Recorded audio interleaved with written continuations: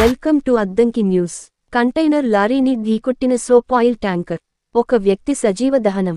బాపట్ల జిల్లా కొరిసపాడు మండలం మేదరమెట్ల జాతీయ రహదారి ఫ్లైఓవర్ పై ఆగి ఉన్న కంటైనర్ను ఢీకొట్టిన సోప్ ఆయిల్ ట్యాంకర్. ఈ ప్రమాదంలో నెల్లూరు జిల్లాకు చెందిన వ్యక్తి సజీవ దహనం. మృతుడు నెల్లూరు జిల్లాకు చెందిన కొట్లూరి శ్రీధర్గా గుర్తింపు. సోప్ ఆయిల్ లోడుతో కృష్ణపట్నం పోర్టు నుండి పేరిచెర్లలో ఉన్న జోసిల్ సోప్స్ కంపెనీ వద్దకు వెళుతుండగా ప్రమాద సంభవించింది. సమాచారం అందుకున్న అగ్నిమాపక సిబ్బంది సకాలంలో మంటలను అదుపు చేశారు.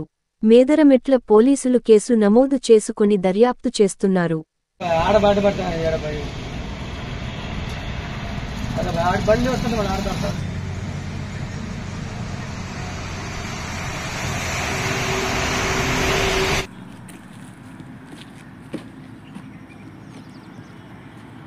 Percent.